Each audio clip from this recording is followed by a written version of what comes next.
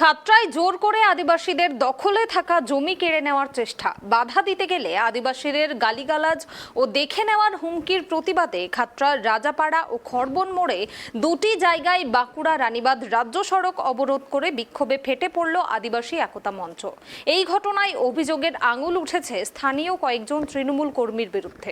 অভিযুক্ত তৃণমূল কর্মীদের গ্রেপ্তার না করা পর্যন্ত তাদের অবরোধ চলবে বলেই হুঁশিয়ারি দিয়েছে আদিবাসী একতা মঞ্চ। বাঁকুড়ার খাতড়া ব্লকের কাদনাশোলের কাছে বেশ কিছুদিন ধরেই একটি জমি আদিবাসীদের দখলে রয়েছে। অভিযোগ, গতকাল বুলডোজার নিয়ে স্থানীয় কিছু তৃণমূল কর্মী আদিবাসীদের ওই জমির দখল থেকে উচ্ছেদ করার চেষ্টা করে। এই ঘটনায় স্থানীয় কিছু আদিবাসী যুবক বাধা দিতে গেলে তাদের ব্যাপক গালিগালাজ করা হয় বলে অভিযোগ। বিষয়টি জানাজানি হতেই মাঠে নামে আদিবাসী একতা মঞ্চ। আজ সকালে আদিবাসী একতা মঞ্চের কর্মী সমর্থকরা অভিযুক্তদের গ্রেপ্তারের দাবিতে খড়বন মোড় ও রাজাপাড়া মোড়ের কাছে জমায়েত করে বাঁকুড়া রানীবাঁধ রাজ্য সড়কে অবরোধ শুরু করে। যতক্ষণ না পর্যন্ত অভিযুক্ত তৃণমূল কর্মীদের গ্রেপ্তার করা হচ্ছে ততক্ষণ পর্যন্ত তাদের অবরোধ চালিয়ে যাওয়ার হুঁশিয়ারি দিয়েছে আদিবাসী একতা মঞ্চ। অন্যদিকে পৃথক একটি ঘটনায় প্রতিবেশী আদিবাসী পরিবারকে গালিগালাজ করেন খাতড়ার প্রাক্তন তৃণমূল নেতা বিদ্যুৎ দাস। আদিবাসী একতা মঞ্চ আন্দোলনে নামতেই তাকে আটক করেছে খাতড়া থানার পুলিশ। এদিন অবরোধ স্থল থেকে আটক হওয়া বিদ্যুৎ দাসের কঠোর শাস্তির দাবি জানিয়েছে আন্দোলনকারী আদিবাসী একতা মঞ্চের কর্মীরা। দুটি বিষয় নিয়েই তৃণমূলের কেউই মুখ খুলতে চাননি।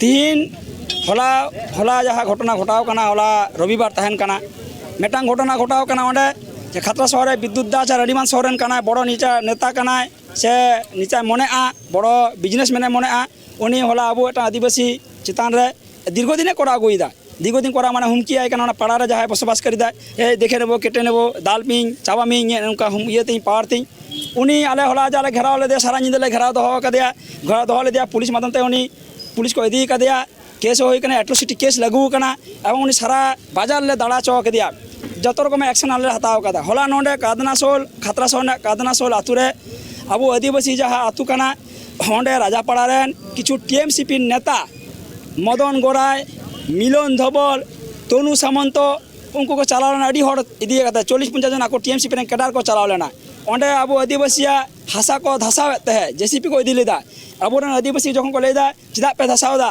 आले कना आले मेना ले नोडे आले दुकान आले नोडे उनको ले कदा कोन जेसीपी बाय बंद कदा जेसीपी ड्राइवर को मेदा कना अरे आलम बंद आले मेना लिया आले बड़ो टीएमसीपी रेन नेता कना आले एवं आले दाबी कना जे उनी जतक्षण पर्यंत बांग उनी मिलन धवल पुलिस आले आध घंटा टाइम ले एम कदा जे आध घंटा मध्य मिलन धवल तो जहाँ मदन गोराय मेनाया एवं तनु सामंत को जहाँ मेना को संग पंग को हाजिर को माको तारपरे आईन अनुযায়ী ব্যবস্থা হইয়া তাহলে আলে সারা দেশ জুড়ে আদিবাসীরা যেভাবে অত্যাচারিত হচ্ছে তার সঙ্গে খাতড়া এলাকার এবং খাতড়া শহরের বুকে আমরা গতকাল দেখলাম বিদ্যুৎ দাস নামে এক দুষ্কৃতী বলবো তাকে, যে মানুষের সঙ্গে এরকম ব্যবহার করে। সেই দুষ্কৃতী পাশে বসবাসকারী এক আদিবাসীকে সন্ধ্যাবেলায় অকথ্য ভাষায় গালিগালাজ করে এবং তাকে প্রাণে মারার জন্য আধলা ইট ছুঁড়ে মারে।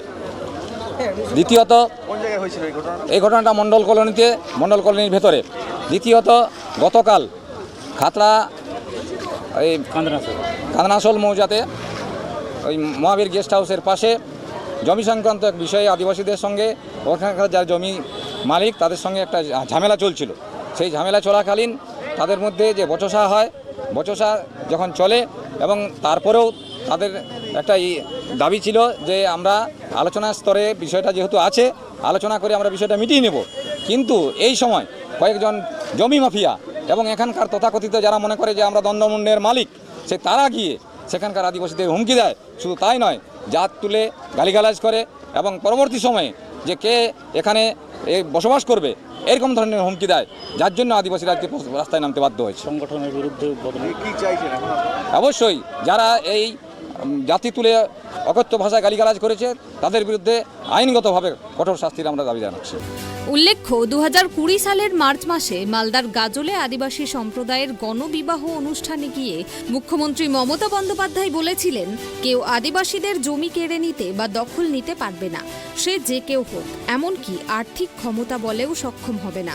কিন্তু বাঁকুড়ার খাতড়ায় আদিবাসীদের জমি দখলের অভিযোগ উঠল শাসক দলের কর্মীদের বিরুদ্ধে।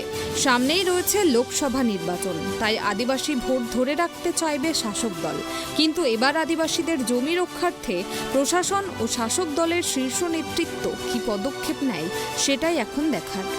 বাঁকুড়া থেকে সিধু মান্ডির রিপোর্ট, ট্রাইব টিভি।